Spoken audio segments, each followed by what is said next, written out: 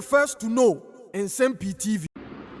Samuel Okudzeto ablakwa Minewo Kasedi ono na ye Minister for Foreign Affairs wako mayetimi agena tum washase ye adwumana Jebeka Samuel Okudzeto ablakwa na afei edu baabi ekwan ofaso edi ne dwumanti na nipa bebre kura efre no all knowing because Samuel Okudzeto ablakwa de ono sense obewura politics mu no trese ontwa ntro da asem bi ode ba betu dwa bia eye nokra enti edu baabi na omanfo nokra efre no Mr. all knowing because Samuel Okudzeto ablakwa de asem bi ebekotwi ebekobreman na nado akofa pre ya boho ka sei Ghana nsa ase MPP amanyuko na fani trese Samuel Okudzeto ablakwa de onu de wiase na onu bibia na no ena NDC amanyuko no MP ba ko se Samuel Okudzeto ablakwa sisi wa ba be foreign affairs minister enti entro no aya teso kakra ne die enti ena MP ekasa yanko na yankoti omo ehunu se amemu enye nkwada asem so ho na wasori agina o nine so floor of parliament ebeto amane ekufu ado yeso ono no aye niam boni okurum ase ya ewura ababawa wani agi a o be candidate na ensem no na we nso so ekoso we nso koso parliament house so na ahmete muntutu munyi you carried they even pushed him aside. What I saw, and I'm sure the videos will confirm that, his table and his mic was possibly taken out. And I heard the chief whip. The chief whip was the commander-in-chief of the chaos and the violence. He was directing them what to do. Muntutu munyi you carried. We didn't see that in the video, that the chairman's microphone was taken away. Who took the microphone, the chairman's microphone away? Even though I was seated here calmly, I could see and hear all of what was going on. And he said, Muntutu, Munyiyi. But you can't confirm who took the chairman's microphone. I would need to refresh my memory on that. Okay, on because that we don't have on record. Yeah. And that is our Foreign Affairs Minister, Okudzeto ablakwa. Lion. These are the people who are more every year. Onwa ne NDC ni nebusa anse yete ha ne hu se obi kan se untutu anaye tutu na hwan ne tuye wote hwan ase afa na obe refresh o memory ai atro ne de wan refresh ene de buy do you know why I must start to say? I'm telling the public, say, Finance Minister, budget or de ban, I throw a best 80%. Na more the air can over cancer grow, a baby and album who the NTM started and pay the free her. I throw a best 80%. A political party, ya to a baby na ya switch from campaign upper governance. Now, because I grown a yedi. Because I grown a yedi. So, a house of records. This is the guy I am on represent here as Foreign Affairs Minister. Calmly na who de course nyinara na chief weapon no NS wo muntutu ma correction quick Sunyani West rather enye ho West. Okay, Sunyani West MP. Okay. Go be correction na na wa no ma ko. Kafra. Sunyani West MP. Yes. And na ye tie ne brofo no. Yeah. Na de ebo ni sese de honorable Okudzeto ablakwa. Yes. Committee Mr. Speaker eti yes wo munye nhwehwemu wo de si ye wo mrahye bedwam no na okotena wo mu animu enti de wo hunu ye no anko na hunu de wo hunu ye no wo ba be kan ene wo se ono no ote hodin so de ekoso nyina na ni tua na minority chief whip no na ehye wo mu kutupa se wo mu tutu wo mu mubu wo mu nyiyi na o mu yi Mr. Chairman in the microphone. And papa ne say nya bo tre twen ono an member of parliament say ono bo bedra no yeah and was twen na yeti he ya ye nyina ye wa he ye hu so obi afa Mr. Chairman microphone ti hwan na yi microphone no o say ne dia age se me korehwe ma dwene mu anza na ansa na makai adey dia baby ye do no adey at this time You are the #1 diplomat of Ghana, no? You are still lying. Why? Pepe. Mine. The finance minister, Nyame Admam so chino ho. Na budget no ba so. Afi ne yetie sikwa mu. Na wahya ase de enema bi gugu akwa mu a yese wako edwom akobusa. Honorable me enra me ho say owo yi makola ne o kanshi those areas no and those markets no woni adwadifo no edidi di nkomo omo expectation wo budget ni mu ne say adwadi ekosai me hu say na omo bo na baso say we die say finance minister chiesi dwomu pa na obekenkan budget na wo say adwadifo mo so mu hu ne say die omo kan wo mo ani a ono abo ban redu nya me fa ne kransie pen so ene omo hu bibi say free hode omo nya hu bibi asenti omo bo na baso okokobusa o mansa na obe budget na awie na okobusa o mo ene no so ne asem no ono abo budget dey say minim so omo awie enti na no okoye no ebia no last minute niam bibe him last minute na de no wo sha ase no abana ya edwomfo na economy hwe economy bia gina ne nan so wo no ma hu traffic light ase omo tonsuo ono ma etoto kokko emayi a oduru Madina market ya omo wo form yi se wo hu se omo dwane ebumi a na fa economy no ekoyi nti se wo ye budget na wan nikan ko omo han kwan ko hwe ne ayekoso na fe na for the cameras opese hu se we ato forcing na fe no akwa anyway e bia na wadi kan akodada na bia me man hu wo so anhu na sa fe no okode a ora ban redu na omo ka no ono dia no akodada nka media for ne dia ye news dada mo ora ban redu na okoko wie ansan no aba be ye ne budget ono kra no ye 24/7 ewo dwadifo ma na kantamantone a ade tambia ono omo na etiho enti before so be budget no na enema no egunanim dada na NDC onom ka kire sese wo hunu abrechi a wo se nantwie no so ohun ade a ekoso se no kure se okọ ho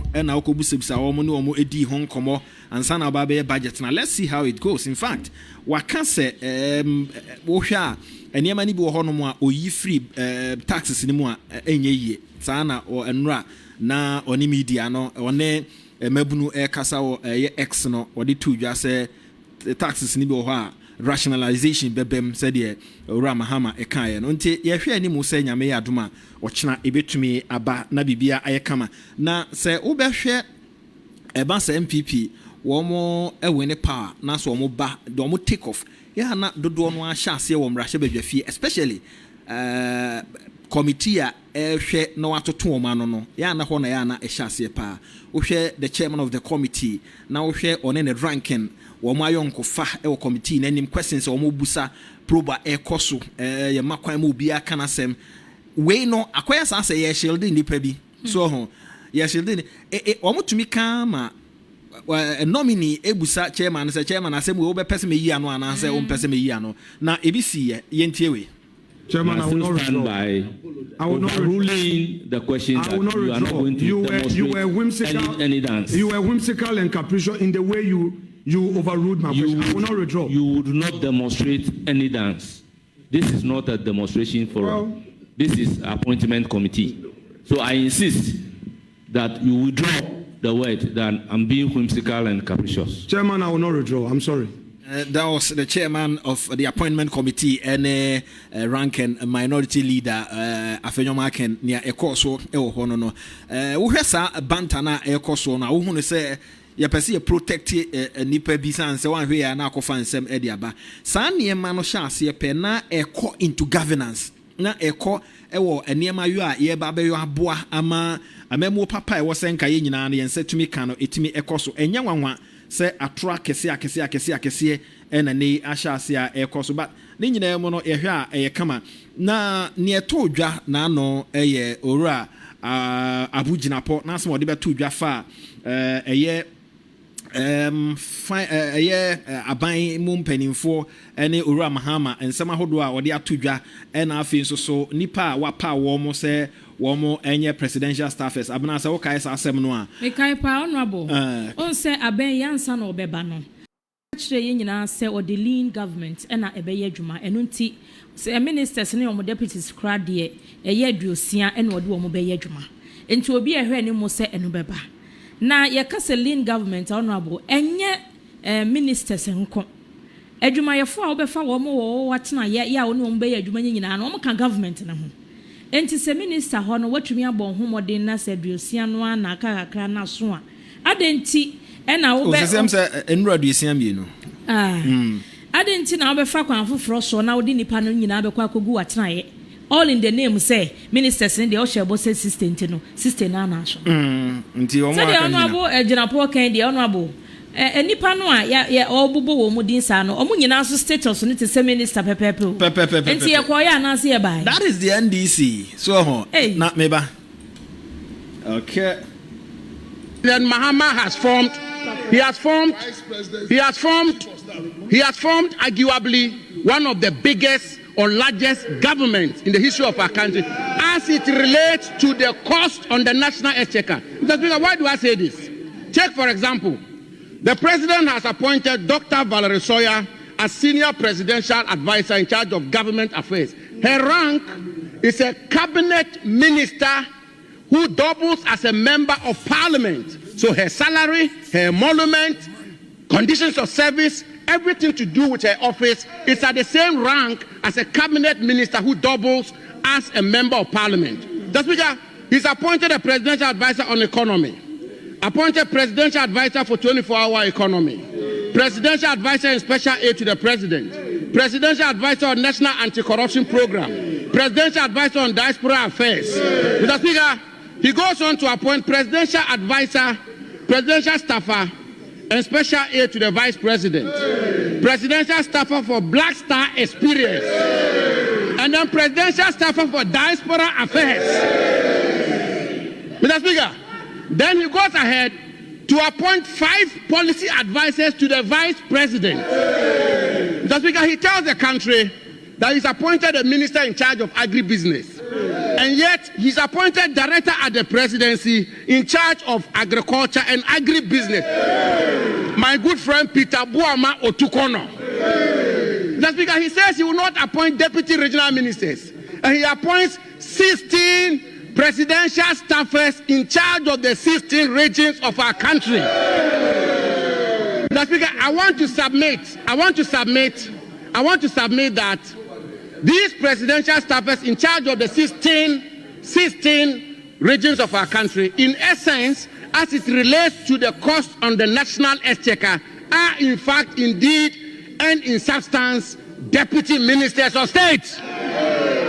Mr. Speaker, he then appoints, Mr. Speaker, listen carefully, please. Mr. Speaker, he then appoints 1 presidential advisor on media, 4 directors of communication at the office of the president, 5 deputy directors of communication, 2 communication specialists, 5 technical communication assistants, 1 media aide, 1 assistant media liaison officer, 1 communications consultant. The Speaker, I've done the mathematics, and I want to submit.